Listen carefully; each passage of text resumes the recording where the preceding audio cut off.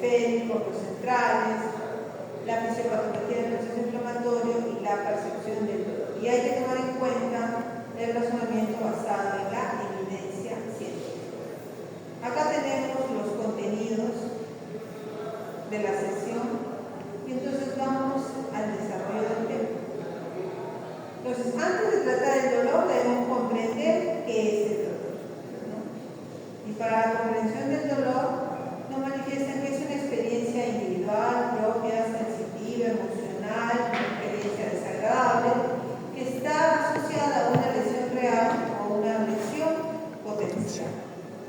Esto quiere decir que es una experiencia propia, que el dolor no solo es físico, sino que también es emocional. Y que para que los pacientes puedan tener un tratamiento adecuado, tenemos que clasificarlo en base a estos tres ejes: temporalidad, localización y cuál es el agente original. Temporalidad, hay que ver el tiempo. ¿Es un evento agudo, menos de 24 horas, menos de 48 horas? ¿O es un evento crónico, más de 3 semanas?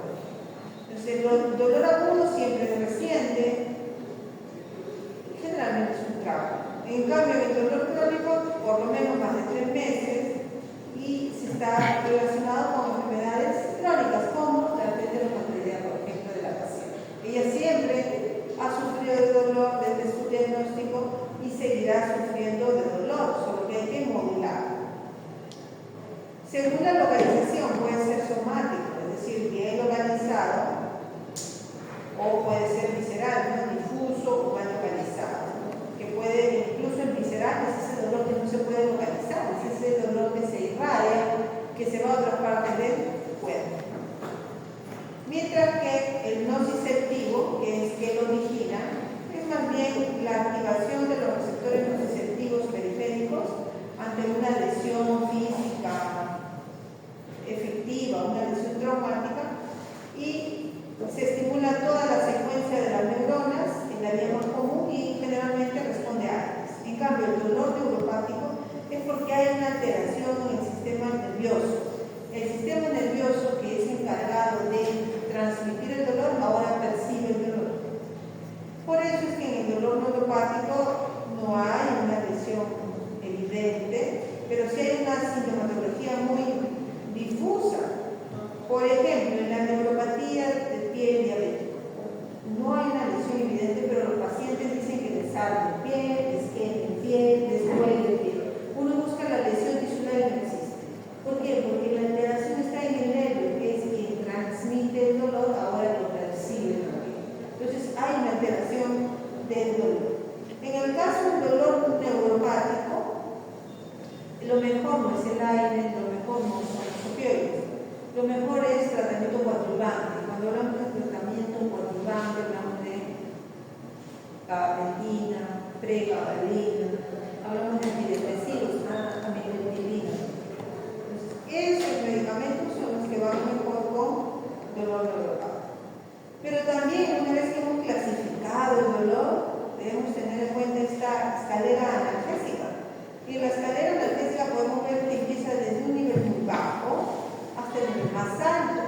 El inicio se da en el primer escalón, cuando el dolor leve. Y por tanto, ante un dolor leve, lo más frecuente, paracetamol o ARS.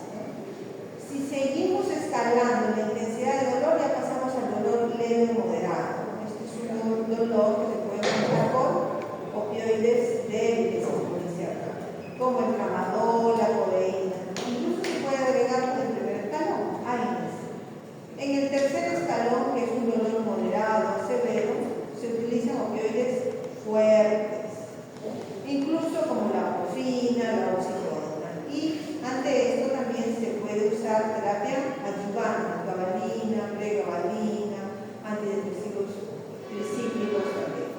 En el escalón 4 ya la actualización incluso considera tratamientos ya de tipo intervencionales, es decir, por ejemplo, los bloqueos raquídeos, bloqueos neurológicos. O sea, para manejar el dolor lo que se debe hacer son bloqueos de infusión o bloqueos nerviosos. ¿Cómo se debería empezar? Clasificando el dolor. Usted tipifica leve, moderado o severo. Si es un dolor leve, ya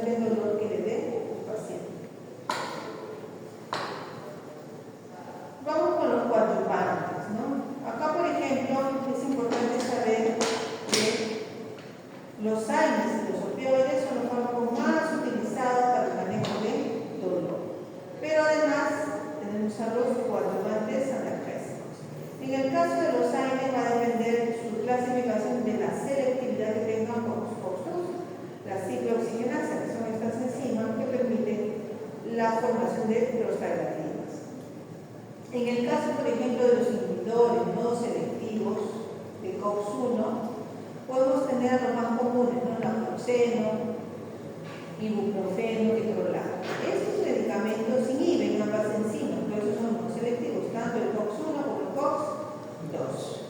Y el problema está en que disminuye la concentración de prostaglandinas. Las prostaglandinas son sustancias que son protectoras del tejido gástrico. Si inhibo la COX, cae la protección de la mucosa gástrica y produce úlcera, úlcera, hemorragia gastrointestinal, gastritis, ¿no? Entonces hay que tener mucho cuidado con los inhibidores no selectivos de la COX-1. Luego tenemos los inhibidores preferenciales de la COX-2 y acá tenemos los más importantes, meloxicam, por ejemplo, o el nimesulide. ¿Qué es lo que producen?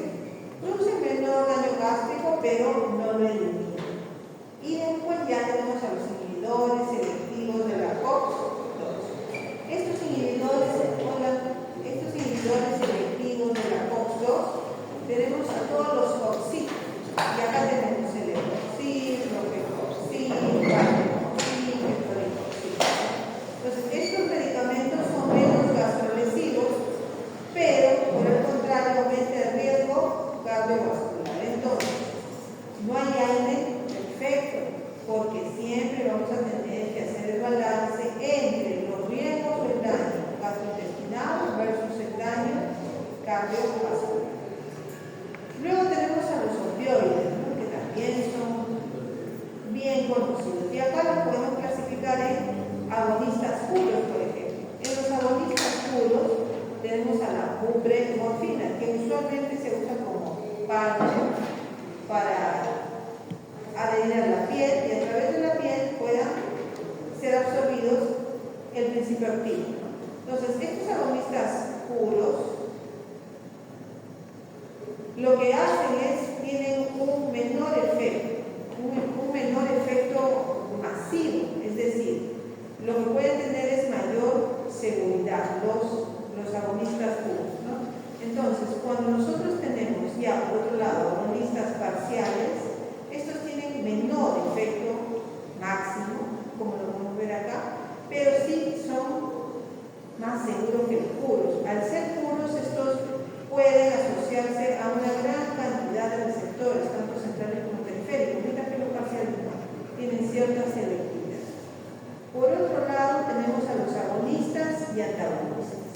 Cuando tenemos los agonistas y antagonistas, como por ejemplo la pentazocina, estos, por ejemplo, activan otros receptores, pero bloquean otros, activan unos y bloquean otros. Y en el otro extremo, que también es importante, tenemos a los antagonistas, como la naloxona. Y este sí se opone totalmente a todo el grupo que tiene al frente agonista parcial, duro o agonista antagonista.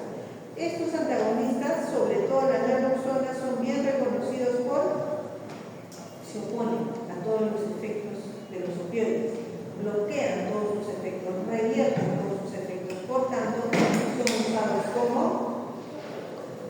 tratamiento específico para sobredosis o intoxicación. Entonces ahí también pueden preguntarles, ¿no? ¿Cuál es el tratamiento de intoxicación por opioides? La naloxona. Esa es la respuesta, la naloxona. Es tratamiento específico para sobredosis. Entonces, es bien cierto lo que estamos observando. Mientras el opioide sea más potente, mayor efecto adverso tendrá, pero tendrá también mayor eficacia. Más potente, más fuerte, mayor reacción adversa.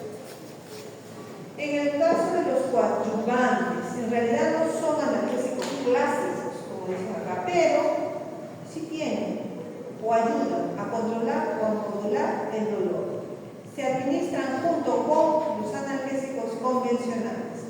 Son fáciles de usar, su acción es más lenta, necesitan escalada de dosis, necesitan control y producen distintos eventos adversos, ¿no? Dentro de los coadyuvantes, por ejemplo, tenemos los que son para el dolor neuropático. Ya habíamos mencionado el dolor neuropático cuando hay alguna lesión, algún daño al sistema nervioso. Y para dolor neuropático, bien conocido, anticonvulsivantes, hablamos de, por ejemplo, gabapentina, pregabalina o los antidepresivos. Acá está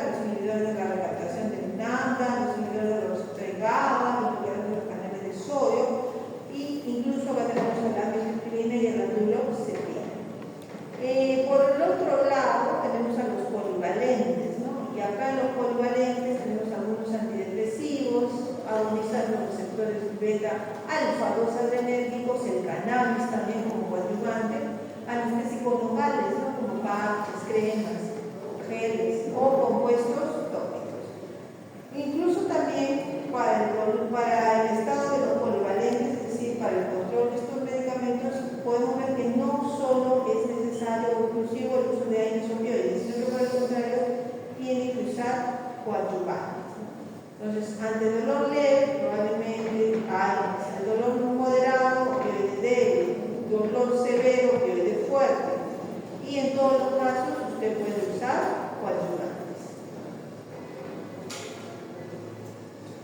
Acá nosotros debemos preguntarnos y debe llamarnos la atención el impacto, ¿no? Varias noticias que nos hablan sobre el uso indiscriminado de opioides, paracetamol y el daño hepático que puede producir. Entonces, la pregunta es: ¿qué pasa si usamos mal un medicamento? ¿Qué pasa si usamos de manera incorrecta el opioide? ¿Qué pasa si usamos de manera incorrecta el paracetamol? En el caso de los opioides, sabemos que estos pueden estimular el metabolismo a nivel del sistema nervioso central, a nivel del sistema nervioso respiratorio. Esto quiere decir que una sobreestimulación de opioides puede producir depresión del centro respiratorio. Y por tanto, bueno, ese es el riesgo, por ejemplo, del uso indiscriminado de los opioides. En cambio, al frente tenemos el uso excesivo de paracetamol. Sabemos que el paracetamol, como mencioné ahí, dentro de sus reacciones más comunes es el daño hepático. Y este daño hepático está relacionado con la cantidad, más de 4 miligramos al día. Entonces, por un lado, tenemos el uso indiscriminado de opioides. Con los mismos opioides, uno de los más emblemáticos actualmente es el fentanilo, ¿no? Que produce una depresión respiratoria marcada y produce muerte. Incluso es más potente que la morfina, 100 veces más potente que la morfina. En cambio, cuando hablamos del uso excesivo del paracetamol, estamos hablando de un probable daño hepático. Es decir, hay el riesgo de hepatotoxicidad. El paracetamol se metaboliza en el hígado, pero una vez que llega al hígado, probablemente este metabolito sea tanta la cantidad que no pueda metabolizar y por tanto neutralice los mecanismos de degradación. Y entonces va a persistir la presencia de metabolito activo del paracetamol durante mayor tiempo.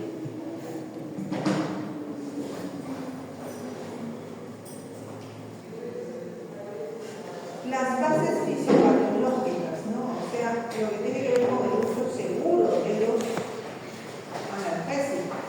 Entonces, debemos entender de dónde vienen y cómo se producen los analgésicos, ¿no? Y esto tiene que ver con la clasificación del dolor. Adaptativo, la clasificación del dolor versus el mal adaptativo. Esta es la primera clasificación. El adaptativo es un dolor que tiene o que surge de modo de protección para permitir la supervivencia, ¿no?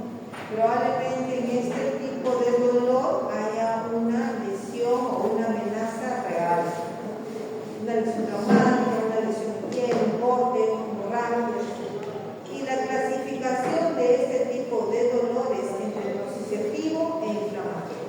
El nociceptivo es porque se activa el sistema nervioso a través de los receptores nociceptivos y por tanto lleva la información sensorial del sistema nervioso periférico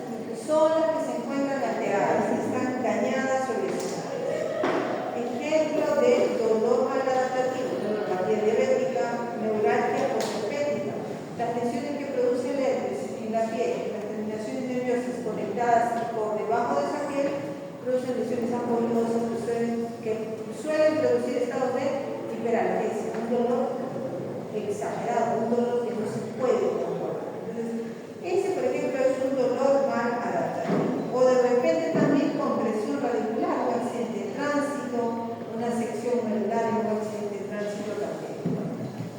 No hay un daño claro estructural, pero hay una alteración en el procesamiento del dolor. Otro ejemplo es el dolor disfuncional, la parte neuropática, que es propio de estado de hipersensibilidad y enfermedades crónicas, fibromialgia o colon irritable. Entonces, el dolor neuropático y el dolor disfuncional son los dolores más difíciles de tratar. No va bien con AINES, probablemente vaya bien con opioides combinados con coadyuvantes.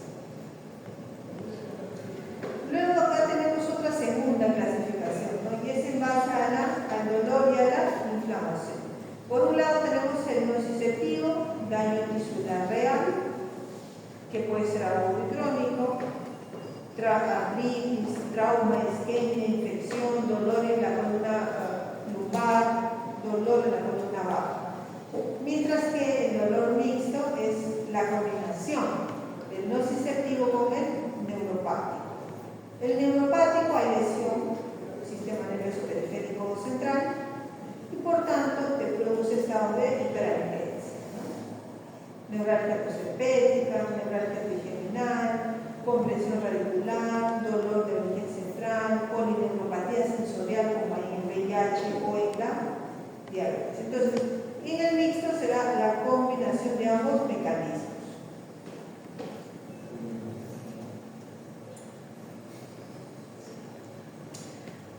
Acá lo que podemos ver es cuáles son estas vías del dolor, ¿no? Las vías del dolor, sobre todo el dolor nociceptivo, ¿no? Acá tenemos los estímulos dolorosos, un trauma, una quemadura, una lesión, y los receptores nociceptivos se encuentran en la porción distal de los dedos. Estos recogen la señal y una vez que recogen la señal, estos son transmitidos hacia los nervios que se encuentran en la región central, en la médula espinal. Entonces, el dolor nace acá, en los receptores nociceptivos. Hay un daño y esto hace de que estos receptores nociceptivos, estas terminaciones, liberen mediadores, hablamos de prostaglandinas, granulocinas, cilinas, que van a generar un llamamiento de células del sistema inmunológico. Luego viene la transmisión. Primero es la transducción, luego viene la transmisión. En la transmisión el dolor viaja hacia el cerebro, hacia la corteza que viaja. Y va a utilizar en la transmisión el nervio periférico, claro, este es el nervio periférico. Utiliza la acción del nervio periférico que va a llegar al ganglio dorsal o al ganglio de la raíz dorsal. Luego este va a cruzar el asta anterior de la médula espinal, cruza la línea media y va por el asta posterior. Llega al cerebro y luego lo recibe una tercera neurona que lo va a conectar con la corteza, donde se va a dar la interpretación del dolor. Entonces, en la modulación, acá el cuerpo cuantifica o inhibe el dolor, ¿no? Y esto ocurre en la médula, en la médula espinal y en el complejo encefálico. Se secretan a este nivel que endorfinas, encefalinas, GABA. Y aquí pueden actuar opioides, antidepresivos y la gabapentina. Ya en la percepción, el paciente siente el dolor, claro, porque incluso llegó a la corteza cerebral. Acá usted va a integrar intensidad, emoción y experiencia previa. Por eso, por esta condición de la percepción, el dolor es personal, es una experiencia subjetiva. Cada fármaco tiene una parte o forma parte de cada una de las partes de esta guía de dolor. Cada uno puede entrar a formar parte de esta guía de dolor en distintos niveles.